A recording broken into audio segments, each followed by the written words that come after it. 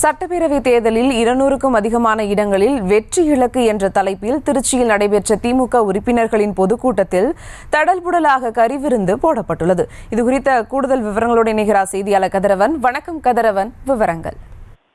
வணக்கம் சுபா.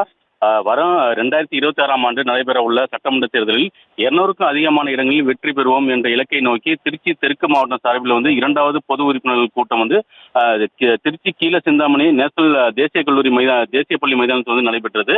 இதில் திருச்சி தெற்கு மாவட்ட திமுக செயலாளரும் பள்ளி கல்வித்துறை அமைச்சர் அன்பில் மையஸ் பொய்யாமொழியும், திமுக முதன்மை செயலாளரும் நகர்ப்புற வளர்ச்சித்துறை அமைச்சர் கே என் நேரு உள்ளிட்ட பலர் கலந்து கொண்டனர். இதில் ஆயிரக்கணக்கான தொண்டர்கள், இந்நாள் சட்டமன்ற நாடாளுமன்ற உறுப்பினர்கள் மற்றும் அமைச்சர்களும் கலந்து கொண்டனர். மேலும் 10,000க்கும் மேற்பட்டோர் கலந்து கொண்டனர். இவர்களுக்காக அசைவ உணவும் தயாராக இருந்தது.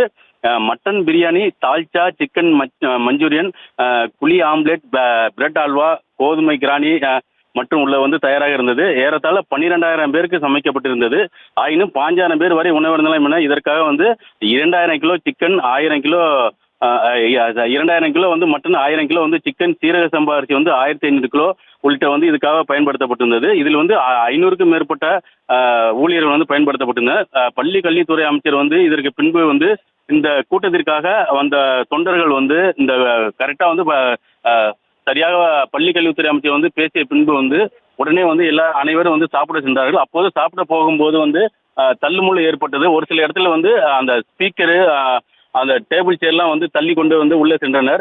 ஏனென்றால் அந்த பிரியாணியை சாப்பிடுவதற்காக தொண்டர்கள் அனைவருமே அங்கே சென்றதால் சிறிது நேரம் அந்த நேரத்தில் பரபரப்பு ஏற்பட்டது.